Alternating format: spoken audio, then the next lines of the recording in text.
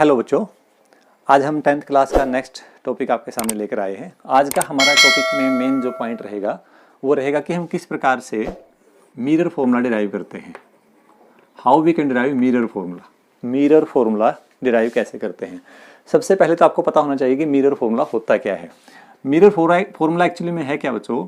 Mirror formula relationship है, एक ऐसा रिलेशन जो किसी भी मिरर की फोकल लेंथ,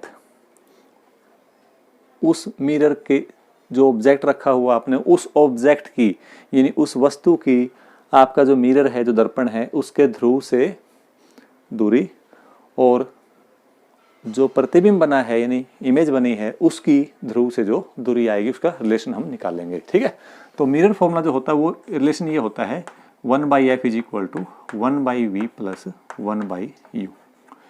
सीबीएसई बोर्ड में ये बहुत इंपॉर्टेंट है।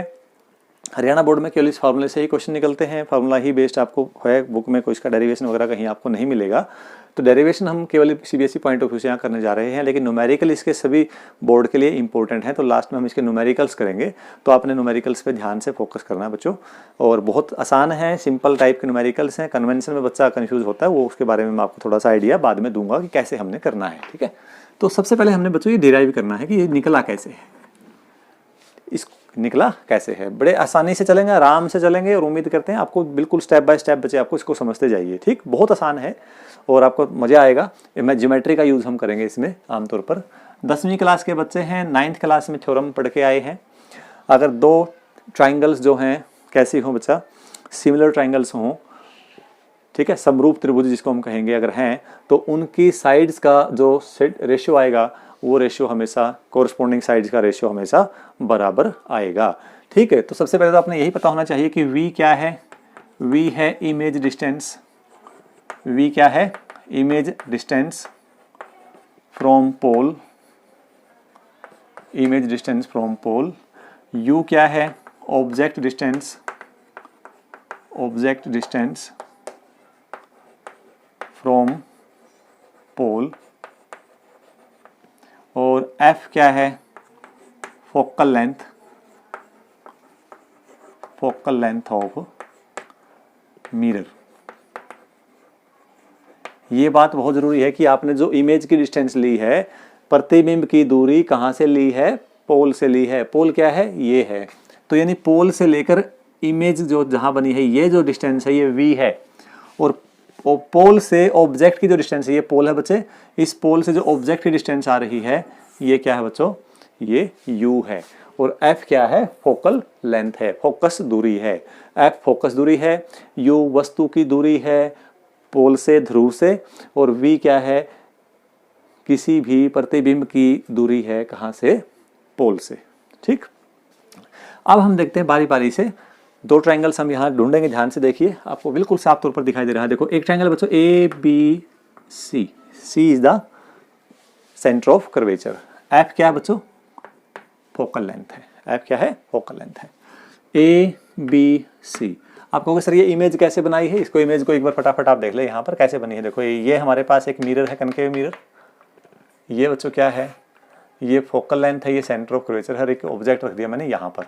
तो एक रे ऑफ लाइट C में से जाएगी तो सीधी की सीधी निकल जाएगी बच्चों, वो C में से जाएगी टकरा के और वापस उसी तरफ आ जाएगी। ठीक है, दूसरी रे ऑफ लाइट जो है मैंने कहाँ डाली? फोकस का या पैरेलल का केस हमने नहीं लिया यहाँ पर, ताकि डायग्राम कॉम्प्लिकेटेड ना बने। बस वही हमने रे ऑफ लाइट की यहाँ जरूरत समझी जो ली है, जो हमें जिसकी यहाँ पर जरूरत है। यहाँ से रे ऑफ लाइट गई, पैरेलल की बजाय हम क्या लेंगे बच्चे? मान लिया वो P पे टकराती है, तो जितने एंगल पर वो P पे टकराएगी उतने ही एंगल पे वो इधर जाएगी। तो ये जो इमेज बनेगी, केवल ये हमने केस लिया है, यानी दो रे हमने कंसीडर की है। एक C में से जाने वाली रे सीधी चली जाएगी वापस, और दूसरी P पे टकरा के वापस क्या होगी? इसमें से जितने एंगल पे यहाँ टकराई है उतने ही एंगल से वो नीचे की तरफ आ जाएगी। थोड़ा सा इसको अगर ध्यान से कर ले हम, ये है बेटा इसका, ये आपका प्रिंसिपल एक्सिस है। अब हमने कौन सी दो साइड ली? दो ट्रायंगल ले ली हमने। एक तो ले ली ट्रायंगल ABC और एक ट्रायंगल ले ली बच्चों A', B', C'। ABC और एक आगे बच्चों ए डैश बी डैश सी। ये हरियाणा बोर्ड के लिए डेरिवेशन भले ही इंपॉर्टेंट ना हो, लेकिन इसके लास्ट में जो रिजल्ट निकल के आएंगे बच्चों वो आपके लिए बहुत ज़्यादा इंपॉर्टेंट है, इसीलिए उसको आप ध्यान से ज़रूर समझें। तो हमने ये ले लिया इस तरह से ए। अब दोनों ट्राइंगल्स क्या हैं, आप ध्यान से देखो, ए बी सी ये एंगल 90 डिग्री, ए डैश बी डैश सी ये एंगल 90 डिग्री, ये एंगल दोनों में आ गया बच्चों कॉमन। तो हम ये कहेंगे कि दोनों ट्राइंगल के कोरस्पॉन्डिंग एंगल्स अगर बराबर हैं तो ट्राइंगल क्या होंगी, सिमिलर होंगी। और सिमिलर ट्राइंगल्स में क्या होगा, उनकी साइड्स का जो रेशियो आएगा कोरस्पॉन्डिंग साइड का, ये साइड डिवाइड बाई ये साइड।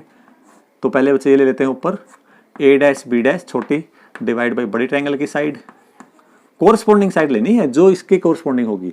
इसी प्रकार ये आ जाएगा बच्चों C A dash divide by C A, C A dash इस ट्राइंगल की ये साइड और इस ट्राइंगल की ये साइड, इनको हमने डिवाइड करके ये लिख दिया। क्लियर होगी बात। एक तो अपने पास सिमेट्री बन गई। दोबारा देख लें, आपने यहाँ ये प्रूव करके दिखाने की जरूरत नहीं है कि ट्राइंगल सिमिलर है या नहीं है, जस्ट हमने डायरेक्ट रिजल्ट यूज करना है और वो हमने दिखा दिया कि सिमिलर हैं, ये एंगल इसके इक्वल है और ये एंगल इसके इक्वल है। तो किसी भी ट्राइंगल्स में कोरस्पॉन्डिंग टू एंगल्स अगर सेम हैं तो वो ट्राइंगल सिमिलर ट्राइंगल या समरूप त्रिभुजें कहलाती हैं। और अगर ऐसा है तो हम उनकी कोरस्पॉन्डिंग साइड्स के रेशियो को बराबर लिख सकते हैं। This is the first case, this is the first case. Second triangle हम लेके चलते हैं, देखिए ध्यान से। सेकंड ट्राइंगल मैंने बोला बच्चे ए बी पी सिमिलर है triangle A dash B dash P. देखो हमने यहाँ इस ट्राइंगल में और इसमें खास बात क्या है, यहाँ हमारे पास सी पॉइंट था, यहाँ पॉइंट पी आ गया है। मेरी बात समझ रहे हो ना, यहाँ सी पॉइंट था बच्चों, यहाँ क्या आ गया है, पी पॉइंट आ गया है।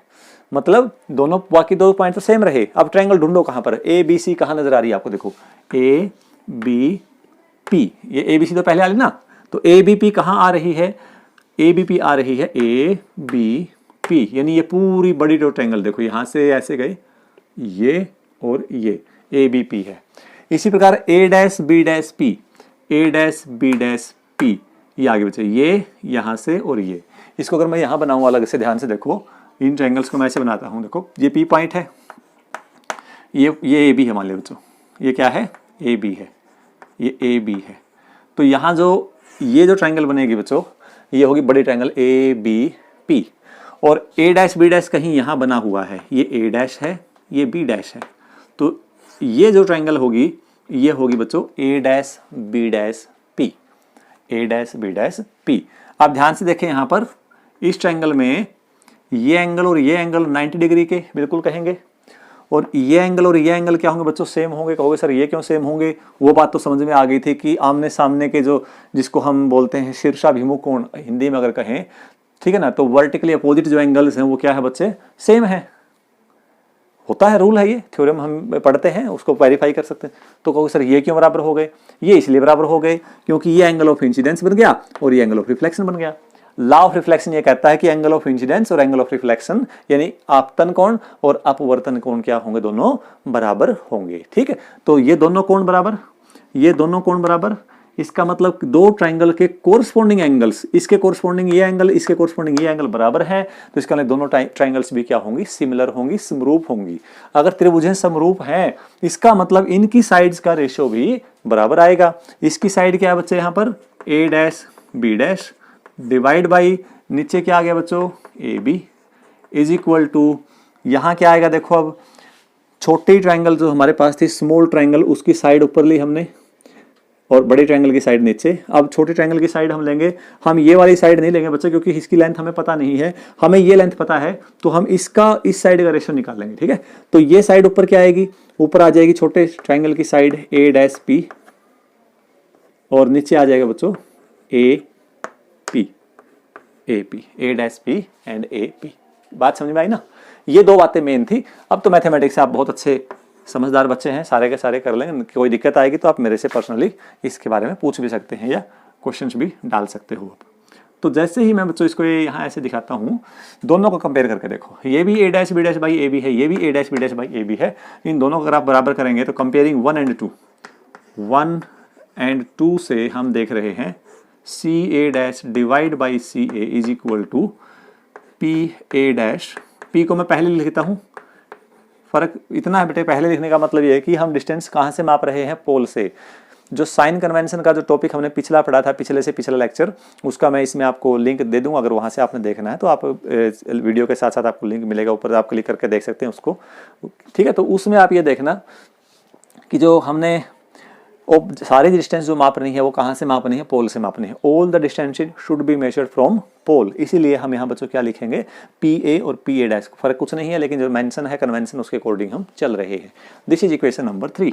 बहुत आसान तरीका हो गया, अब यहाँ से निकाल सकते हो। उसको निकालने से पहले देखो हमारे पास हमें पता क्या क्या है।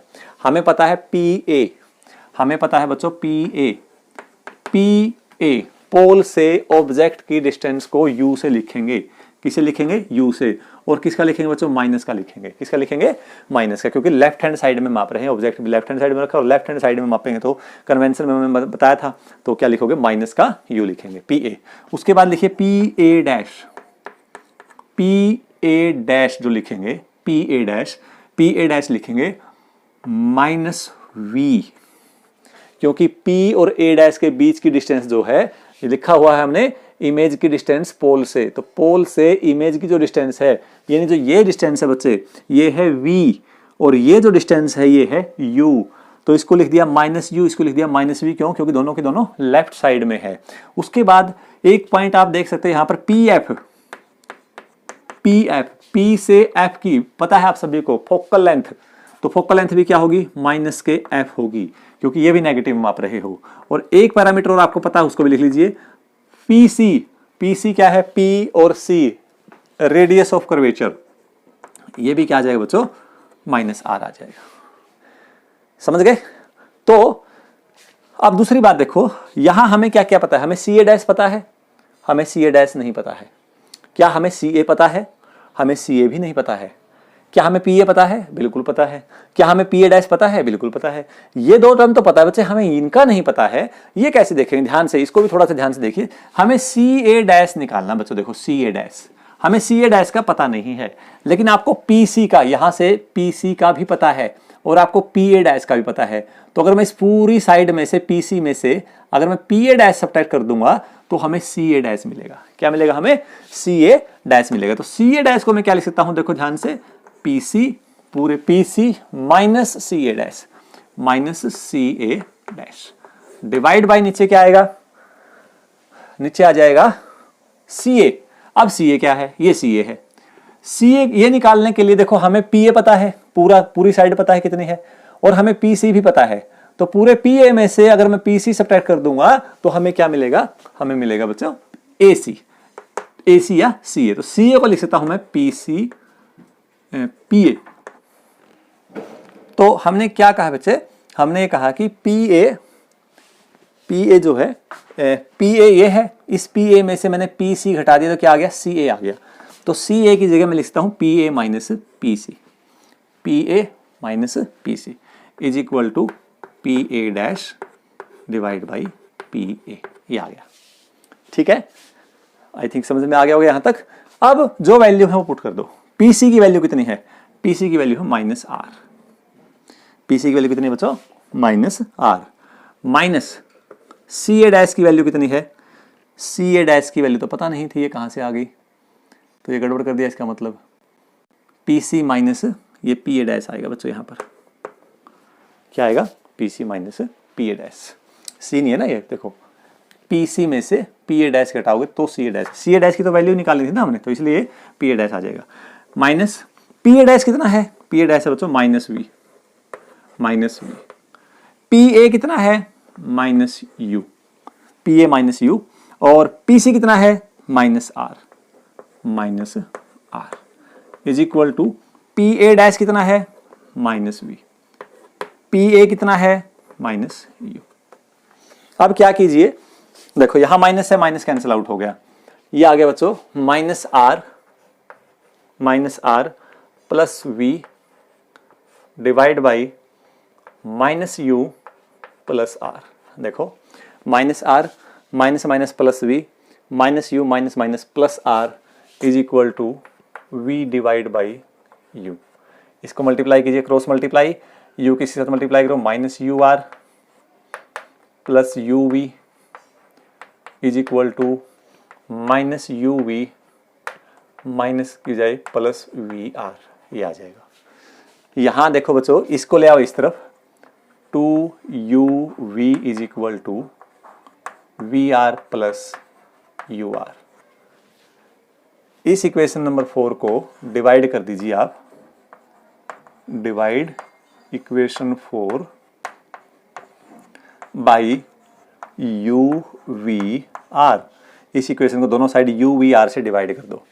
जब यहां आप यू वी आर से डिवाइड करेंगे तो क्या आएगा, देखो 2uv divide by U V R, यहां आ जाएगा बच्चों V R divide by U V R, यहां आ जाएगा U R divide by U V R, U V से यू वी कैंसिल आउट हो गया, v से v कैंसिल आउट हो गया, r से r कैंसिल आउट हो गया, u से u कैंसिल आउट हो गया, r से r कैंसिल आउट हो गया। यहाँ आ गया बच्चों 2 by R is equal to, यह आ जाएगा 1 बाई यू 1 बाई वी, और 2 बाई आर बन जाएगा बच्चों 1 बाई एफ। लास्ट लेक्चर में हमने पढ़ा था कि जो एफ होता है, एफ जो होता है वो r बाई 2 होता है, तो 2 बाई आर क्या हो जाएगा 1 by F is equal to 1 by V plus 1 by U. ये एक बच्चे इसका रिलेशन निकल के आ जाएगा। ठीक है, this is the relation between focal length, distance की इमेज का, और ऑब्जेक्ट की, सॉरी फोकल लेंथ का, इमेज की डिस्टेंस का और ऑब्जेक्ट की डिस्टेंस का रिलेशन आ गया। याद रखें v जो है वो पोल से डिस्टेंस है इमेज की, u जो है वो पोल से डिस्टेंस है किसकी, v की, और f क्या है बच्चों, फोकल लेंथ है। फोकल लेंथ भी कहाँ से माप रहे हैं हम, पोल से माप रहे हैं। तो मुझे उम्मीद है बच्चों आपको ये यहाँ तक टॉपिक समझ में आ गया होगा। अब लगे हाथों इसमें एक छोटा सा टॉपिक और साथ साथ में हम कर लेते हैं, और वो टॉपिक क्या है बच्चों, वो है मैग्निफिकेशन। कल भी हमने इसका जिक्र किया था। मैग्निफिकेशन को डिफाइन कैसे करते हैं, पहले अगर हमें ये अच्छे से पता हो, इसको मैं थोड़ा सा अलग लिख लेता हूँ। पी ए डैश की वैल्यू हमारे पास यहाँ से कितनी आती है, पी ए डैश की वैल्यू आती है, पी ए डैश इमेज की डिस्टेंस है तो माइनस वी, पी ए मतलब ऑब्जेक्ट को ए से लिख रहे थे हम, तो वो आ जाए मुझे माइनस का यू। अब हमें मैग्निफिकेशन निकालनी है। मैग्निफिकेशन क्या आएगी, what is magnification, height of image, और जो इमेज बनी है उसकी हाइट क्या है, डिवाइड बाई ऑब्जेक्ट की हाइट क्या है, height of image divide by height of object. This is linear magnification.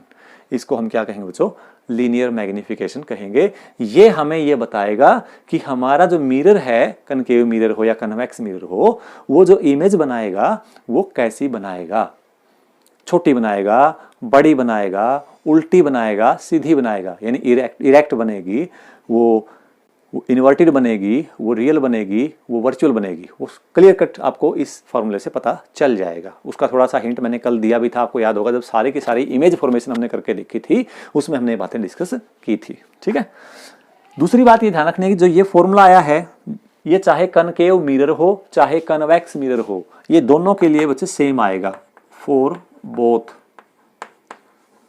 Convex and concave mirror,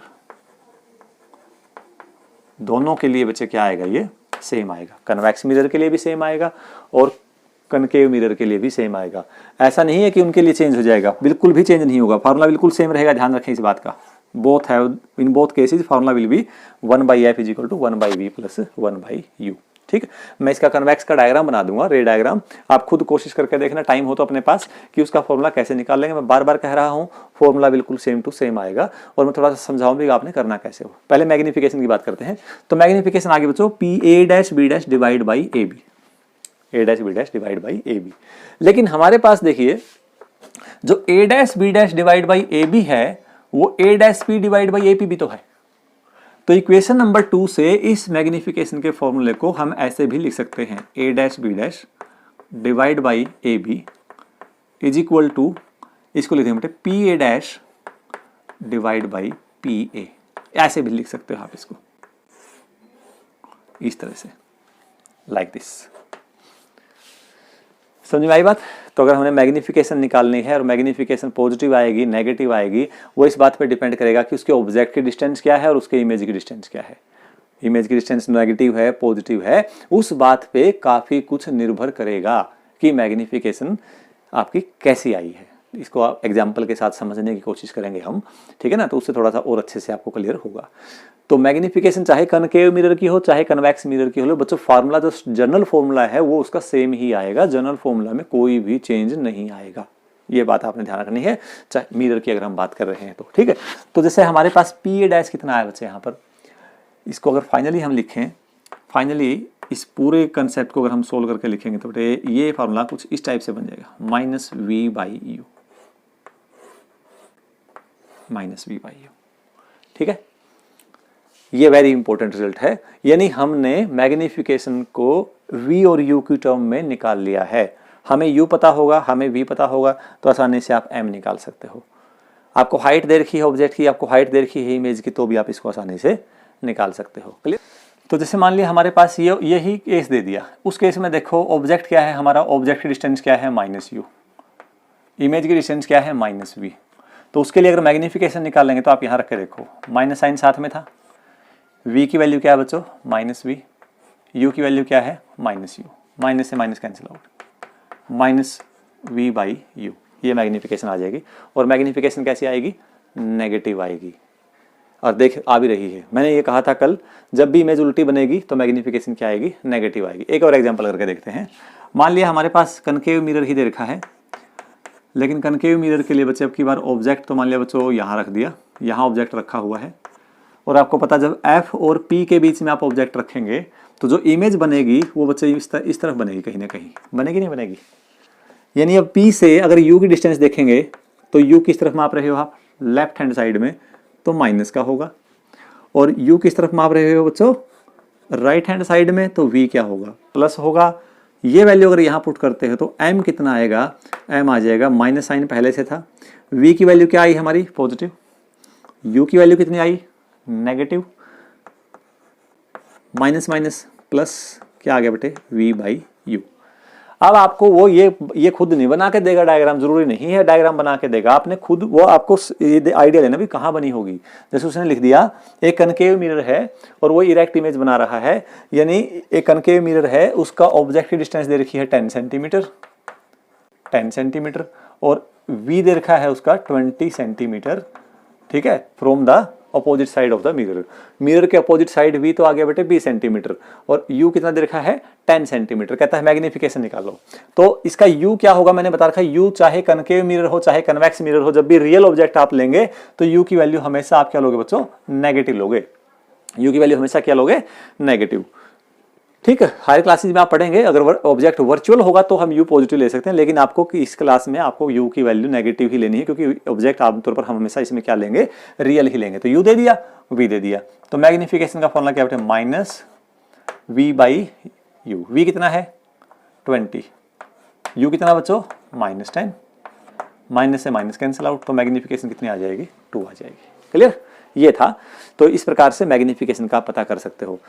तो मैग्नीफिकेशन के लिए हम बच्चे जैसे m का फॉर्मूला हमने पता है, कन्वेक्स मिरर की बात कर रहे हैं, जैसे ये ले लिया कन्वेक्स मिरर, तो इस कन्वेक्स मिरर के अंदर मान लेते हैं ये ले लिया, ये आपका c है या f है, ये c है, इस तरफ होंगे इसके।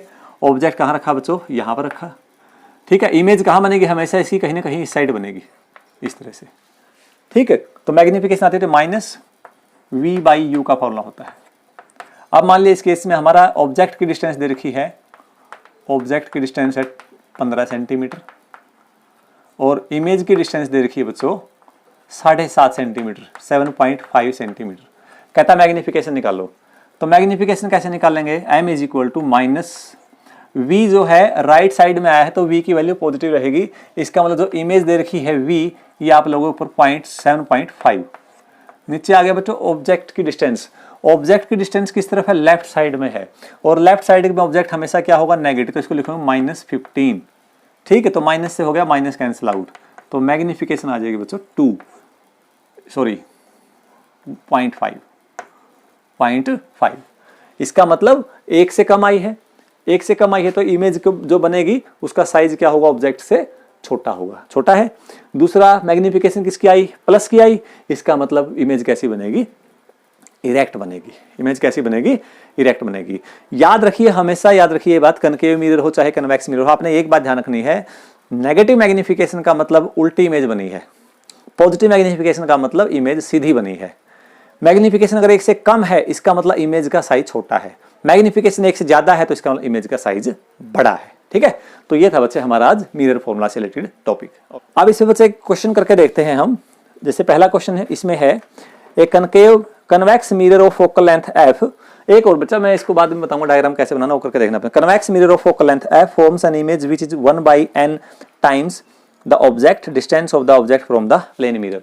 क्या पूछ सकते हैं इसने कह दिया कन्वेक्स मिरर है, उस कन्वेक्स मिरर की फोकल लेंथ दे रखी है f। फोकल लेंथ कितनी दे दी? f। फोकल लेंथ तो दे दी बच्चे f। Form an image which is 1/n times the object. Image बनाता है, ठीक है, फॉर्म्स द इमेज, जो इमेज है वो ऑब्जेक्ट से 1/n टाइम्स है।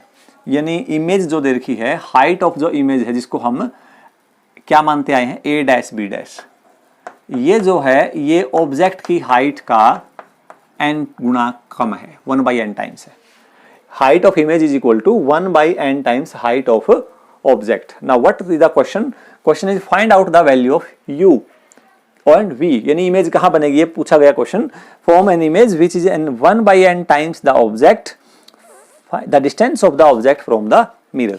तो मिरर से ऑब्जेक्ट की डिस्टेंस बताइए क्या आएगी। हमें क्या क्या दे रखा बच्चों? एक तो दे दी बेटे फोकल लेंथ, फोकल लेंथ दे दी हमें f, और एक दे a' b' is equal to ab/n। ab को नीचे लेके आओगे तो ab a' b' divide by ab is equal to 1/n। ये क्या आ गया बच्चों? मैग्निफिकेशन।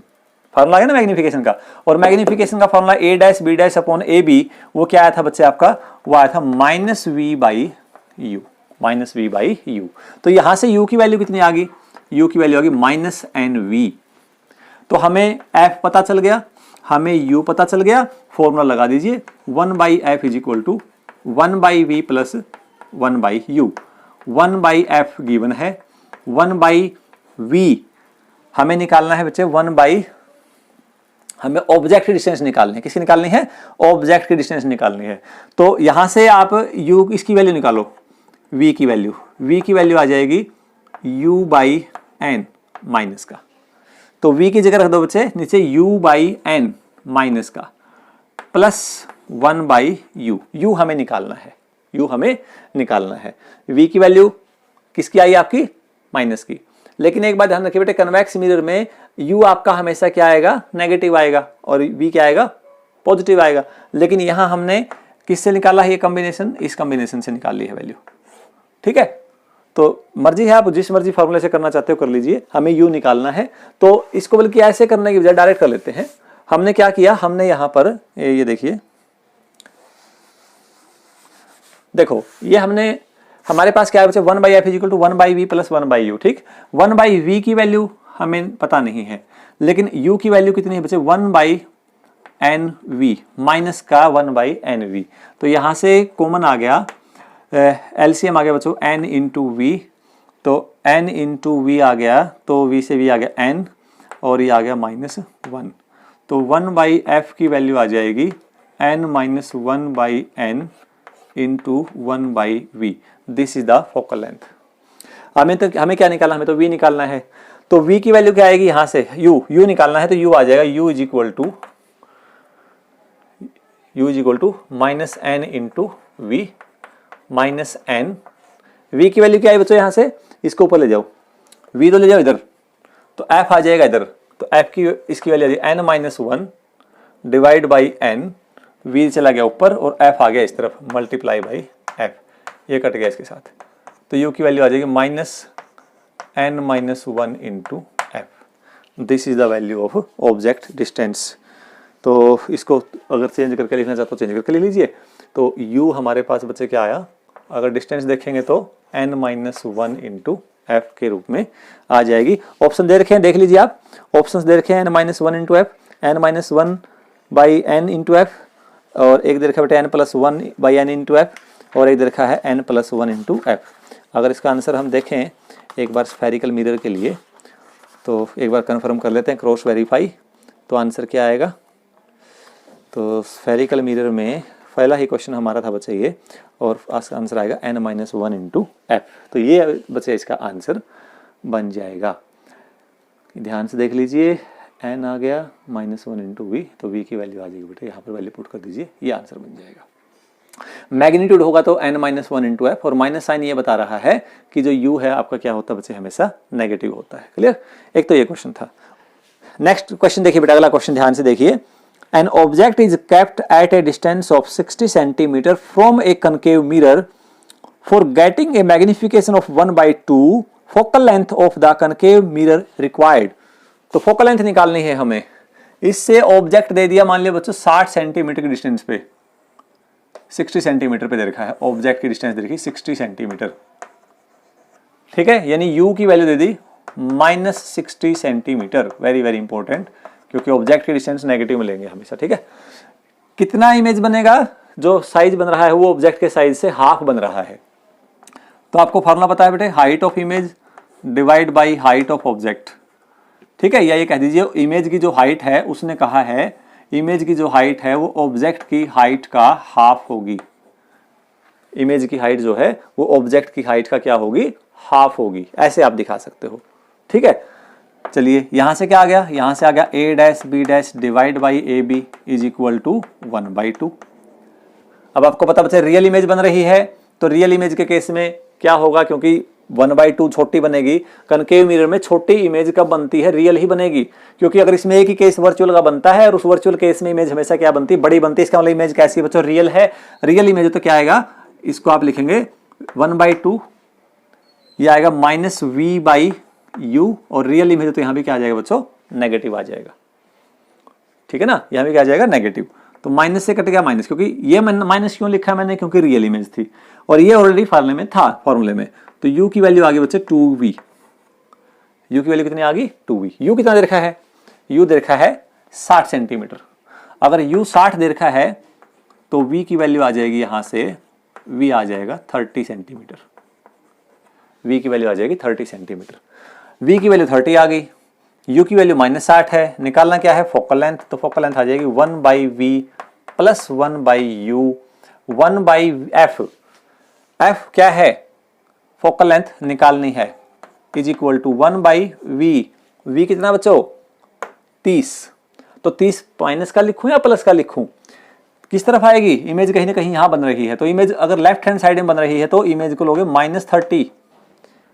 ठीक है ना, प्लस u कितना आया? u आएगा 30 इंटू 2 -60। तो यहां बच्चे -60 लिखते ज्यादा बेटर था, क्योंकि u ऑलरेडी हमारा -60 है। तो भी आप देखिए अपने आप ही क्या आ जाएगा? -30 आ जाएगा। तो यहां आपको कन्वेंशन देने की जरूरत नहीं है, ऑलरेडी निकल गया है, क्योंकि u नेगेटिव होता है। u नेगेटिव है तो u और 2v के बराबर है, तो ये नेगेटिव आ गया तो ये भी क्या आएगा बच्चों? नेगेटिव आ गया। तो u भी नेगेटिव, u आ गया -60, v आ जाएगा -30। एलसीएम आ जाएगा बच्चों 60 डिग्री।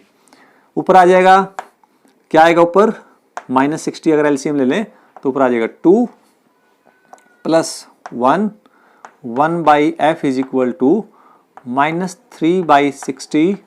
तो फोकल लेंथ आ जाएगी बच्चों -20 सेंटीमीटर। आपके क्वेश्चन के आंसर को क्रॉस वेरीफाई करने के लिए ये बात आप ध्यान से देख लें, मिरर कौन सा था? कन्वेक्स था, कन्वेकेव था। और कनकेव मिरर के लिए जो ऑब्जेक्ट की जो फोकल लेंथ आती है उसकी मिरर की, उसकी फोकल लेंथ हमेशा क्या आएगी बच्चे? नेगेटिव आएगी।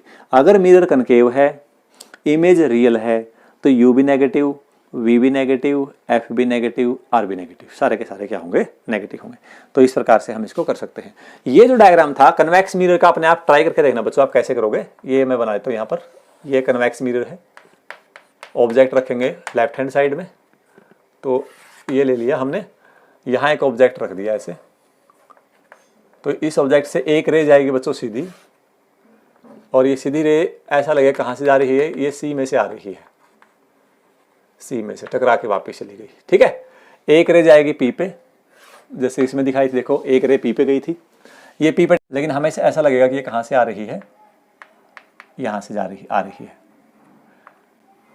ये बन गई इमेज, ये आ गया ऑब्जेक्ट ए बी, ये आ जाएगा ए डैश बी डैश, ये आ जाएगा पी। सारे पॉइंट सेम टू सेम है, A B P, A dash B dash P, A B P, A dash B dash P. वही same a dash b dash divide by ab, a dash p divide by ap। दूसरी a b c, ये c point है, a b c, a dash b dash c, a dash b dash divide by ab, c dash divide by c, यानी यहां तक equation same रहेगी और ये equation आपकी दोनों केस में सेम आएगी, कोई फर्क नहीं आएगा। फर्क कहां आएगा? फर्क आएगा ca dash ca, pa dash pa। देखो अब pa डैश कितना, यहां पर देखो ध्यान से, उस केस में बच्चों pa डैश माइनस v था, इस केस में pa डैश क्या था? माइनस v, क्योंकि लेफ्ट हैंड साइड में था, लेकिन यहां इमेज बनेगी राइट में, तो ये आएगा बच्चों v। pa object distance minus u, pc आ जाएगा प्लस r, वहां माइनस r था, और pf जो यहां पर अगर कहीं pf हो, इसका फोकल लेंथ है, वो क्या आएगा बच्चे? वो भी आएगा प्लस f। आगे सारे।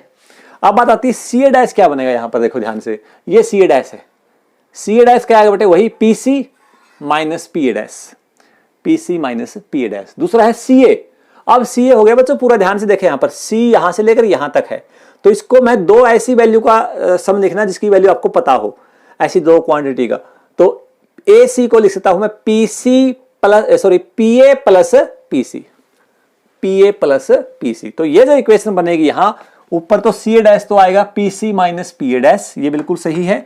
नीचे आएगा बच्चे ca की बजाय आएगा ca is equal to pc plus pa, तो यहां आ जाएगा बेटे pa प्लस pc, यहां प्लस साइन आ जाएगा। इसको सोल्व करना है, सेम टू सेम यही क्वेश्चन, यहां तक कोई दिक्कत नहीं है। इसके बाद आपने ये वैल्यू पुट करनी है, ये और ये, आप देखना यही रिजल्ट आपका सेम निकल के आएगा। कौन सा? ये वाला मिरर फॉर्मूला, दोनों केस में सेम आएगा। तो ये बच्चों आपका रिफ्लेक्शन का पार्ट था। इस एनसीईआरटी के क्वेश्चन जो आप करते हो, कोई भी आपके पास रेफरेंस बुक है, कहीं किसी न्यूमेरिकल में प्रॉब्लम आती है, विशेष तौर पर 10th क्लास के जो बच्चों का टॉपिक हमने किया है, तो प्लीज़ आप मेरे व्हाट्सएप पे मतलब कर सकते हो, नंबर मैंने डाल रखा है डिस्क्रिप्शन में, आप यूट्यूब पे कमेंट कर सकते हो या मेरे मैसेंजर पे डाल सकते हो, और जो भी कहीं भी डाउट हो बच्चे आप उसको सोल्व करवा सकते हो। Okay, thank you very much.